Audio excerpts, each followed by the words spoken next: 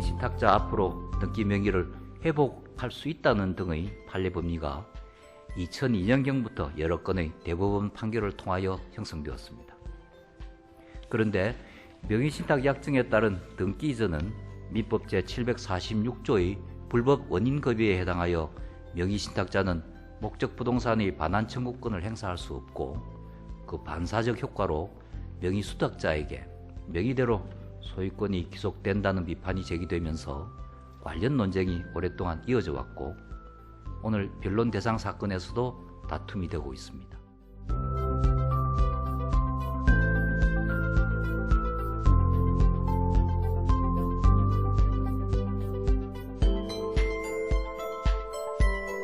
불법적 이익을 취하려는 반사회적 명의신탁은 부정한 목적 달성을 위한 뇌물과 같이 공동체 이익을 무시한 탐욕적 행위였으며 사회 양극화와 위화감을 초래한 원인 중에 하나가 되었을 뿐입니다. 최근 금융이나 주식에 있어서도 실명제를 강화하고 있는 일련의 판례 추이에 비추어 부동산 명의신탁에 있어서도 그와 같은 취지를 저기 반영해 주시길 바라겠습니다. 명의신탁을 하는 경우 부동산 가액의 상당 부분을 과징금과 벌금 등으로 납부토록 하고 있습니다. 이러한 규정의 취지는 실권리자 명의 등기를 확보하려는 것이지 신탁자 명의 등기 회복을 부인하는 취지는 아니랄 것입니다. 그런 면에 있어서 헌법상 재산권 보장의 원칙과 공공목리에 따른 제한 및 민법의 사적잔치 원칙의 조화를 이루고 있습니다.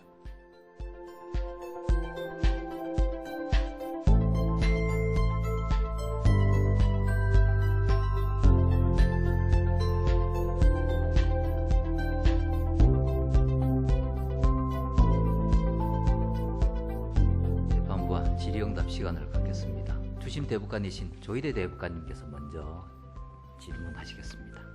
자기 이름으로 하지 않고 남의 이름으로 그것도 해서 법에서 처벌까지 하는데도 하는데 이렇게 숨겨가면서 형사처벌이 되는데도 하는 그렇게 꼭 해야만 될 이유 그 하는 사람을 법원이 끝까지 보호해줘야 될 그런 이유가 하나라도 있으면 혹시 말씀하실 수 있겠습니까?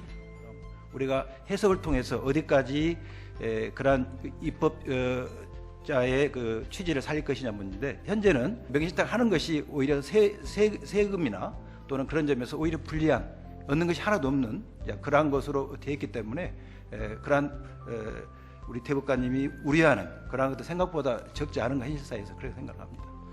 신탁자의 소유권을 박탈하고 대가 없이 박탈하고 또 더 문제가 되는 것은 그러한 박탈한 재산을 차라리 국가에게 귀속하게 되면 문제가 안 되는데 그것을 불법한 행위에 개입한 것으로 일정 부분 개입한 것으로 판단되는 수익자에게 소유권을 귀속시켜준다 라고 하는 건 도덕적 관념으로 도저히 받아들일 수 없는 결론에 도달하기 때문에 이러한 그 수탁자에게 소유권을 귀속시키는 행위 자체, 결론 자체가 바람직하지 않다라는 그러한 생각을 하고 있습니다. 부동산 실명법 위반의 행위자인데 그 행위자를 명의신탁자와 수탁자가 아니라는 이유로 마치 흠결 없는 깨끗한 사람인 것으로 인정을 해서 그 매도인의 권리를 보장한다는 것은 부동산 실명법 3조와 7조를 결합해서 해석을 할 때 타당하지 않은 해석을 그동안 대법원에 세웠다라고 저는 개인적으로 생각을 합니다.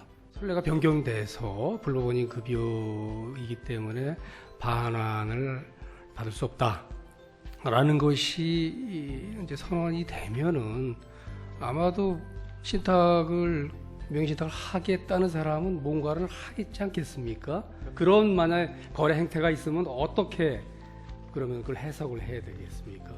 명의신탁자에게 되돌려주겠다라는 자발적 의사를 표시하는 것은 그것은 하나의 새로운 법률 행위로서 그 자체가 반사회적 질서에 해당되지 않는다면 돌려주는 것 그 자체는 정당하다라고 생각을 합니다. 그러나 지금 저희들이 논의하고 있는 것은 그 명의수탁자가 돌려주지 않겠다라고 할 때의 문제이지 자발적으로 돌려주겠다라고 할 때는 새로운 법률 행위의 형성이고 그것까지 우리가 부동산 실명법을 근거로 막아야 되는 것은 그 사적자치 원칙에서 비추어 봤었을 때 타당하지 않다라고 생각을 합니다.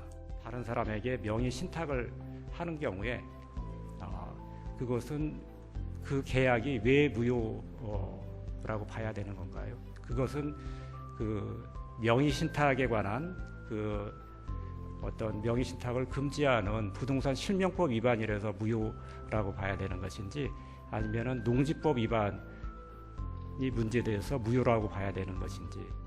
우리 농지법은 이제 자격 의사가 없는 사람들은 취득을 할 수 없도록 규정을 하고 있기 때문에 만약에 그 심사를 통해서 그게 자격 의사가 없는 사람이라면은 그 법령상 제한 여부를 떠나서 당연히, 그리고 우리 또 대법원 판례 중에는 매가 허가받고 대금 내고 등기를 마친 사안에 대해서도 그 농지 매매 증명 취득을 할 수 없다면 추한 대상이라고 이렇게 유보적인 판단을 내려놓고 있습니다. 그런 판례에 비춰볼 때 그 무효 여부는 양 법률이 중첩적으로 적용되는 사안이라고 생각됩니다. 과거에는 1차 산업 중심으로 사회가 이루어졌는데 2차나 3차 산업이 발달하면서 농지에 대한 농지 경영의 효율성이나 이런 것들이 발달하면서 농지법으로 바뀌면서 농지 취득 자격 증명으로 바뀌었습니다. 현재 판례에서도 농지 자격 증명은 사실심 변동 종결 이후에 또 취득해도 상관이 없다는 걸, 결국은 법률형이 효력 발생 요건을 보지 않고 있기 때문에 농지 자격 취득 증명은 사회도 발급받을 수 있다고 생각합니다. 만약에 법원이 소송을 통해서 이제 신탁자의 소유권 이전 등기를 인용하는 판결을 할 경우에 그 신탁자의 어떤 법률 위반 행위를 지금 완성시켜주는 역할을 법원이 하는 게 아니냐, 이렇게 평가할 수 있는 측면이 있을 것 같습니다. 이 소유권 회복을 그 신탁자에게 이렇게 시켜주는 것은 뭐 그런 제한 법률의 규범 목적에 비추어서 이렇게 그 반환을 거부해야 되는 거 아닌가. 결국 이제 뭐 규범 목적서에 따를 때 불법 원인 급여로 이렇게 평가할 수 있지 않을까.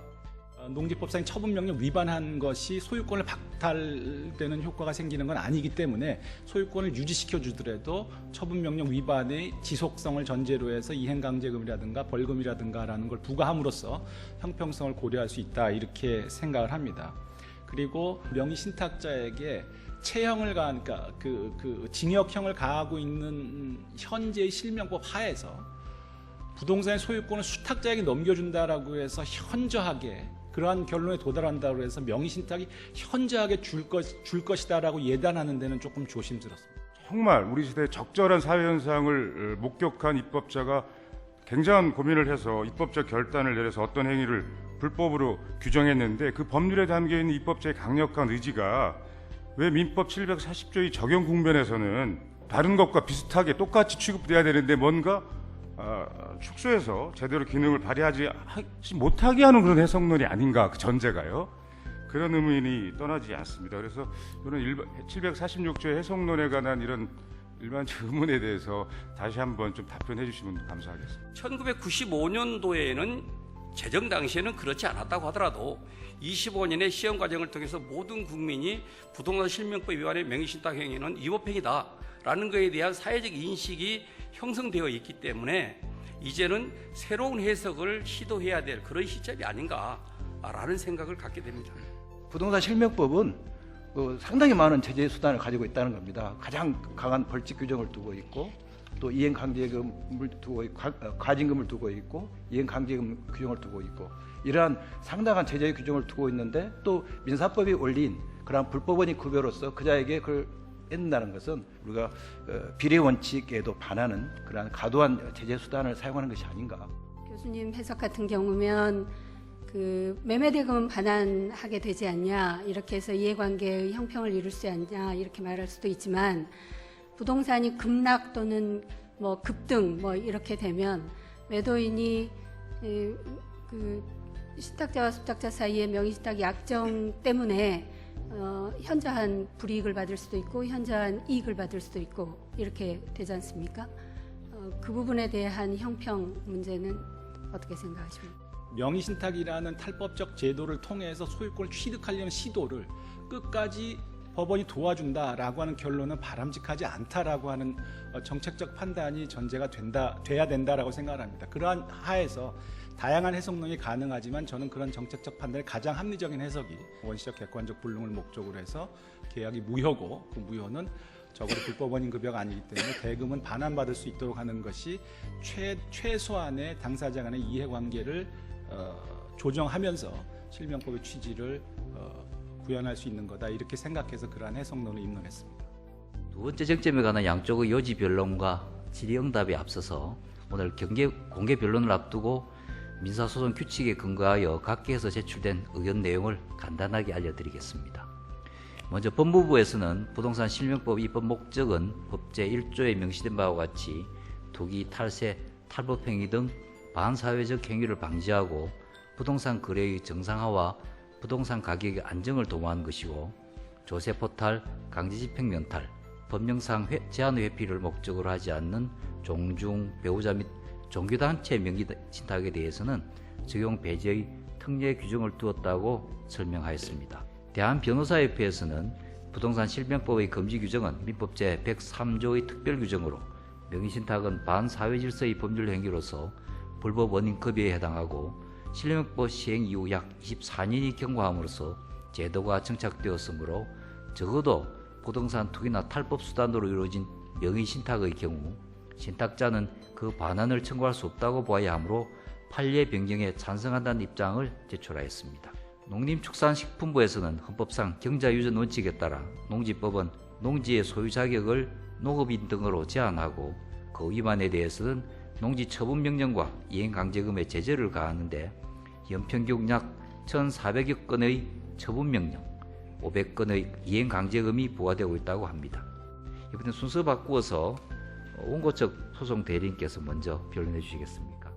양자간 명의 신탁에서는 소유권이 수탁자에게 귀속이 되는데 수탁자는 아무런 대가도 지불하지 않고 소유권을 취득하는 것이 되고, 수탁자도 부동산 실명법 위반의 공범인데 수탁자에게 그러한 이익을 받게 하는 것이 정의의 관념에 맞는지 의문이 듭니다. 우리 사회에서 불법 원인 급여로 공감되고 있는 대표적인 예인 성매매 계약이나 도박자금 대여 등을 둘 수 있는데, 과연 우리 사회에서 부동산 실명법 위반의 경우에 성매매 계약 등과 같은 정도로 선량한 분석했다 사회 질서에 반하는 것으로 인정할 정도로 우리 국민 일반의 법 감정이 형성되었는지에 대해서도 강한 의문이 듭니다. 투기 탈세는 지금 현 시점에서 반사회적 행위라고 볼 수밖에 없습니다. 탈법행위의 동기 또는 목적 자체가 대부분 투기 탈세를 전제로 하고 이루어지고 있기 때문에 구체적 사안에서 그 적용 범위에 대한 적정한 심사 기준을 마련한다면 부정적 효과보다는 판례 변경으로는 일반 예방 효과가 훨씬 더 클 것으로 생각됩니다. 어제 쟁점과 관련해서 재판부에서 참고인과 그리고 소송 대리인들께 질의해서 답변을 듣는 순서를 진행하겠습니다. 외국인이 이제 국내에 있는 사람 이용해서 농지를 이제 구입하거나 아니면 대도시에 있는 이렇게 사위나 이런 사람들이 이제 시골에 살고 있는 처가 명의로 이렇게 구입하는 사례가 이제 흔히 실제로 이제 많이 보기도 해서 요즘은 그런 게 많이 줄어들었습니까? 어떻습니까? 농지법이 시행된 지가 이제 96년에 시행됐으니까 96년 이후에 그 소유권이 변동된 게 저희가 사례 조사를 한번 해보니까 한 66% 정도가 완전히 소유권이 바뀌었더라고요. 그러니까 세계에서도 유례를 찾아볼 수 없을 정도로 농지 소유권이 많이 변동이 됩니다. 근데 이게 사실은 다른 나라보다는 우리가 농지가 그 재산권에 대한 중요한 요소로 보기 때문에 그런 거 아니냐라고 짐작은 하고 있는데, 하여튼 그런 측면에서 보면은 이제 대법관님께서 말씀하신 예전에 그 말씀하신 그런 부분은 지금은 많이 줄어들지 않았느냐 그렇게 생각을 하고 있습니다. 기존에 그 명의신탁의 유효성을 믿었던 사람들에게는 그 신뢰에 대해서 반하는 결과가 되고 향후에 일반적 효과도 기대할 수 없는 그런 결과가 될 수는 혹시 없을까? 그럴 가능성에 대해서는 생각해 보신 적이 없는지 여쭤보고 싶습니다. 원인급여가 성립한다고 전제하는 행위들이 거침없이 행해졌던 게 그런 법 규정이 없어서가 아니라 실제적으로 취하는 이득이 훨씬 많았기 때문에, 쉽게 말하면 발각이 되지 않기 때문에 이게 반복해서 이루어지는 이런 현상이 벌어졌다고 생각을 합니다. 근데 이제 만약에 대법원에서 판례 변경을 통해서 수탁자가 그런 반사회적인 목적을 전제로 한 신탁 행위에 대해서 수탁자한테 종국적으로 기속이 된다면 법망을 피해가는 것을 현실적으로 다 막을 수는 없다고 생각이 되고, 두 가지 쟁점에 관해서 모두 심도 있고 열띤 토론을 하였습니다. 민사에 관한 쟁점이지만은 형사, 행정 등 밀접한 다른 영역도 있어 더욱 치열했던 것 같습니다. 이제 마무리 변론을 듣도록 하겠습니다. 1995년 부동산 실명법 제정 당시 주무기관인 재정경제원은 명의신탁의 위법성이 클 경우에 불법 원인급여 제도에 따라 명의신탁자의 급부 반환이 부정될 수 있음을 명확히 밝히고 있었습니다. 그런데 과거 대법원은 불법 원인급여 인정에 소극적이었습니다. 하지만 이제는 더 이상 반사회적인 명의신탁에 대해서 적극적으로 판단할 때가 되지 않았나 싶습니다. 명의신탁이 처음의 의도와 달리 산업화 과정에서 투기 목적으로 이용된 측면이 있습니다. 그러나 현재는 과거에 비하여 농지에 대한 양도소득세 면제 요건이 강화되어 경작자가 일정한 소득 이상의 경우 양도소득세가 면제되지 않습니다. 불법 원인 급여를 인정하여 반환 청구를 부정하는 것은 신탁자에게 너무 가혹하다 할 것입니다. 오늘 쟁점에 관한 판단이 여러 가지 복잡한 법리적 문제를 포함하고 법적, 사회적으로도 파급력이 상당하여 쉽게 결정하기 어렵다는 것을 잘 아시게 되었으리라고 믿습니다. 대법원은 오늘 변론에서 심리한 내용과 그동안 제출된 자료들을 모두 참작하여 신중하게 결론을 내리도록 하겠습니다. 판결 선고기일은 나중에 따로 결정하여 통지하도록 하겠습니다. 이상으로 오늘 변론을 모두 마치겠습니다. 다들 수고하셨습니다.